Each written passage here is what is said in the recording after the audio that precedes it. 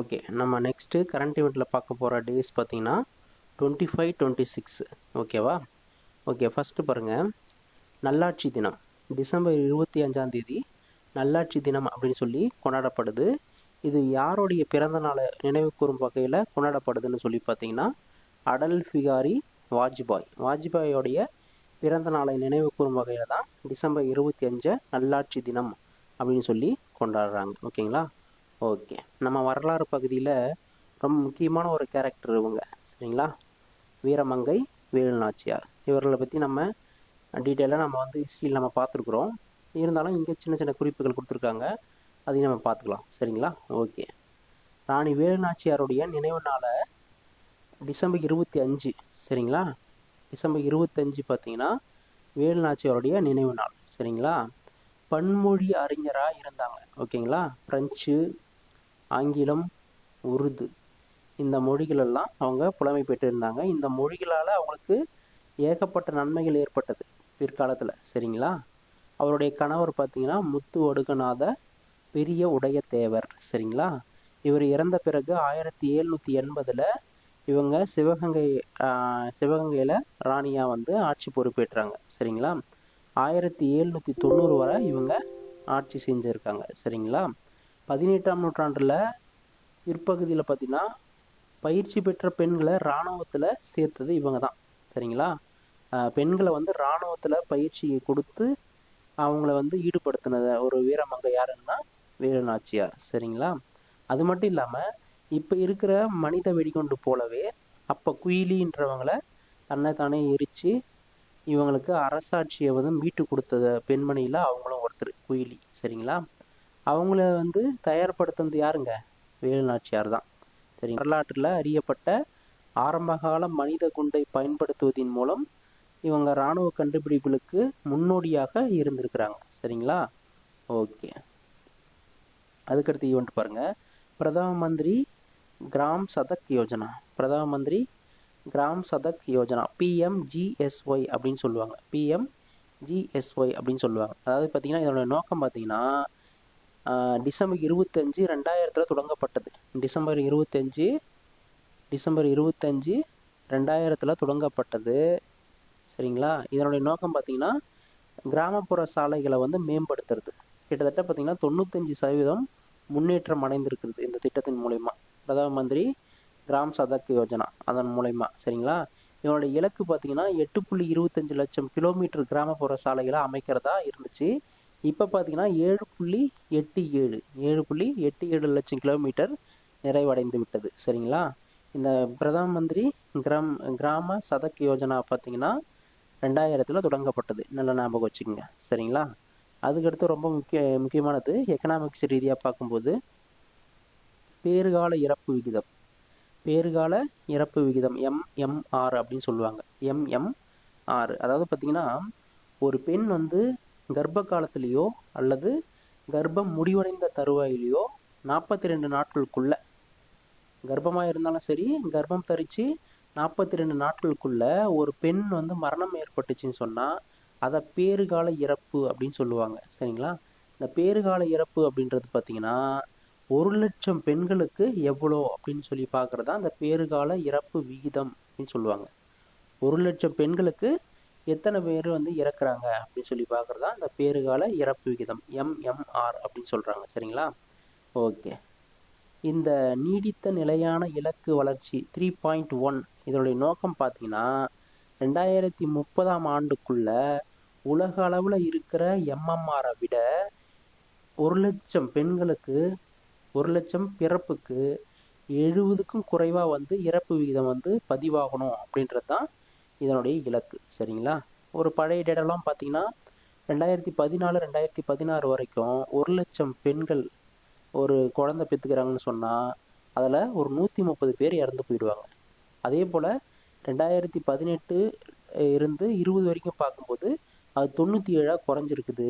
இன்னைய டேட்டில் பார்க்கும்போது இன்னும் குறைவாக இருக்கிறதா தகவல்கள் இருக்குது. சரிங்களா? ஓகே, அதுக்கடுத்து ஈவெண்ட் பாருங்கள். மரணத்திற்கான மருத்துவ சான்றிதழ் குறித்த வருடாந்திர அறிக்கை 2023 மரணத்திற்கான மருத்துவ சான்றிதழ் குறித்த வருடாந்திர அறிக்கை அப்படின்னு சொல்லி ஒன்று வெளியிட்டாங்க. இதில் முக்கியமாக பார்த்தீங்கன்னா இதய நோய்கள், உயர் ரத்த அழுத்த நோய்கள், நுரையீரல் சம்மந்தப்பட்ட இந்த சுற்றோட்டம், காற்று சுவாசத்தினால் வந்து நோய்கள் பார்த்தீங்கன்னா இதய நோய்கள், உயர் ரத்த அழுத்தம், நுரையீரல் சுற்றோட்ட கோளாறுகள், இதெல்லாம் பார்த்தீங்கன்னா முக்கிய பங்கு வகிக்கிறதா சொல்கிறாங்க. சரிங்களா? இதுதான் அந்த அறிக்கையில் வந்து சொல்லப்பட்டிருக்கிற தகவல். சும்மா ஜஸ்ட்டு வந்து தெரிஞ்சுங்க. சரிங்களா? ரொம்ப முக்கியமானது. அது மட்டும் இல்லாமல் பாலிட்டி பேஸில் பார்க்கும்போது ரொம்ப ரொம்ப முக்கியமானது. சரிங்களா? ஓகே.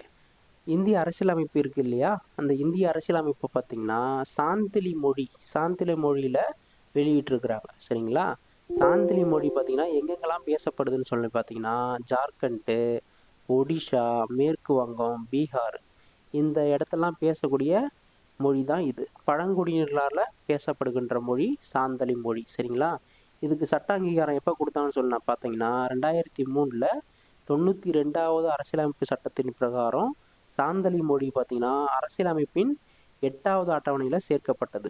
மொழிகள் சம்பந்தப்பட்ட எல்லா விஷயங்களும் 8வது அட்டவணையில் தான் சேர்க்கப்பட்டிருக்கும். சரிங்களா? அந்த 8வது அட்டவணையில் 2003 92வது சட்ட திருத்தத்தின் பிரகாரம் இந்த சாந்தலி மொழியை வந்து சேர்த்துருக்குறாங்க. சரிங்களா? இந்த சாந்தலி மொழியில் பார்த்தீங்கன்னா பாரம்பரிய எழுத்து வடிவம் பார்த்தீங்கன்னா ஓல்சிக்கி என்ற எழுத்துக்களால் தான் இந்த அரசியலமைப்பு எழுதப்பட்டு வெளியிடப்பட்டிருக்குது. சரிங்களா? ரொம்ப ரொம்ப முக்கியம். ஓல்சிக்கி.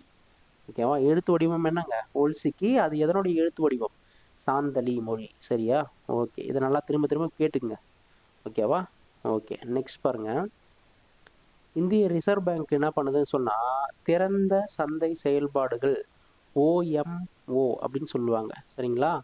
இந்த திறந்த சந்தை செயல்பாடுகள் அந்நிய செலாவணி பரிமாற்றம் இது மூலயமா 3 ட்ரில்லியன் பணத்தை செலுத்த திட்டமிட்டிருக்குது.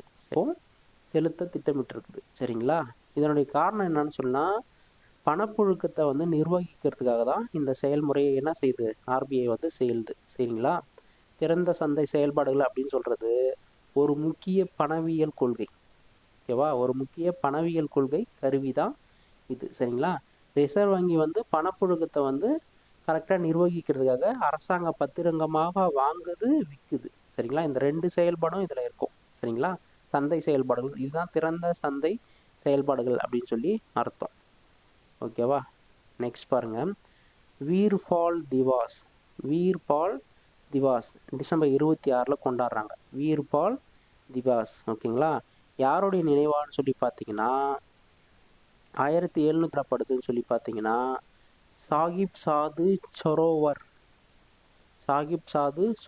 சிங்கும் சாகிப் சாது பதவே சிங் இவர்களுடைய தியாகம். இவங்க 2 பேரையும் பார்த்தீங்கன்னா தூக்கிலிடப்பட்ட நாள் தான் இந்த டிசம்பர் 26. சாகிப் சாது ஜொரோவர் சிங்கு, சாகிப் சாது பதே சிங் இவங்க 2 பேரையும் தூக்கிலிடப்பட்ட தினம்தான் டிசம்பர் 26. அதை தான் வீர்பால் திவாஸ் அப்படின்னு சொல்லி கொண்டாடுறாங்க. முகலாயர்கள் தான் இவங்கள தூக்கில் போட்டிருப்பாங்க. சரிங்களா? அவங்க நம்பிக்கையை வந்து இவங்க ஃபாலோ பண்ணல, எதிர்த்தாங்கன்னு சொல்லிட்டு இவங்கள தூக்கில் போட்டிருப்பாங்க. அந்த தினத்தை தான் டிசம்பர் 26 வீர்பால் திவாஸ் அப்படின்னு சொல்லி கொண்டாடுறாங்க. சரிங்களா? ஓகே. அதே போல் இன்னொரு முக்கியமான குறிப்பு, சீக்கிய குரு இருப்பாங்க இல்லையா? 1 2 3 நிறைய பேர் இருக்காங்க. இதில் 10வது சீக்கிய குரு பேர் பார்த்தீங்கன்னா கோவிந்த் சிங். இந்த குரு கோவிந்த் சிங் என்ன பண்ணுறாருன்னா சமத்துவம், நீதி, ஒடுக்குமுறை. கோவிந்த் சிங் என்ன பண்ணுறாருன்னு சொன்னால் சமத்துவம், நீதி இது போன்ற விஷயங்களை ஒடுக்குமுறைக்கு எதிராக 1699 கல்சா பந்து அப்படின்ற ஒரு நிறுவனத்தை நிறுவித்தார். கல்சா பந்தை அப்படின்ற நிறுவனத்தை நிறுவனார். சரிங்களா? யார் நிறுவனம்னு சொல்லி பார்த்தீங்கன்னா 10வது சீக்கிய குரு கோவிந்த் சிங். ஓகேவா? ஓகே. நெக்ஸ்ட் பாருங்க. இஸ்ரோ பார்த்தீங்கன்னா நம்மளுடைய இந்திய இஸ்ரோ பார்த்தீங்கன்னா வெளிநாட்டு செயற்கைக்கோளிலும் அனுப்புது. அந்த செயல்முறையில் பார்க்கும்போது இஸ்ரோ அனுப்பியதுலேயே அதிக எடை கொண்ட செயற்கைக்கோள் பார்த்தீங்கன்னா ப்ளூஃபோர்ட் பிளாக் 2. இது எதுனா அமெரிக்காவை சார்ந்த ஒரு செயற்கைக்கோள். LVM-3 ராக்கெட் மூலயமா இதை அனுப்பியிருக்கிறாங்க. இஸ்ரோவோடைய இப்போதைய தலைவர் பார்த்தீங்கன்னா வி நாராயணன். சரிங்களா? இஸ்ரோவுடைய தலைவர் வி நாராயணன். ஓகே. அதுக்கடுத்து ரொம்ப முக்கியமானது, தமிழக தலைமை தேர்தல் அதிகாரியுடைய பேர் பார்த்தீங்கன்னா அர்ச்சனா பட்நாயக். சரிங்களா? அர்ச்சனா பட்நாயக். அதுக்கு அடுத்தது சுற்றுச்சூழல் பாதுகாப்பு சட்டம். சுற்றுச்சூழல் பாதுகாப்பு சட்டம் பார்த்திங்கன்னா 1986. 1986. தண்ணீர் மாசு தடுப்பு மற்றும் கட்டுப்பாடு சட்டம் பார்த்திங்கன்னா 1974. சரியா? சுற்றுச்சூழல் பாதுகாப்பு சட்டம் 1986. தண்ணீர் மாசு தடுப்பு மற்றும் கட்டுப்பாடு சட்டம் 1974. சரியா? ஓகே. நெக்ஸ்ட் பாருங்க, ரொம்ப முக்கியமான ஒரு சோதனை. இப்போ ஈரானுக்கும் அமெரிக்காவும் பெரிய பிரச்சனைலாம் இப்போ ஓடிட்டுருக்கு. சரியா?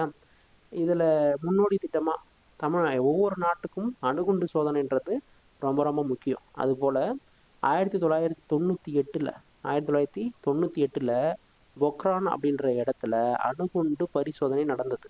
அப்போ இருந்தவர் யாருங்க? பிரதமர் யார்? வாஜ்பாய். சரிங்களா?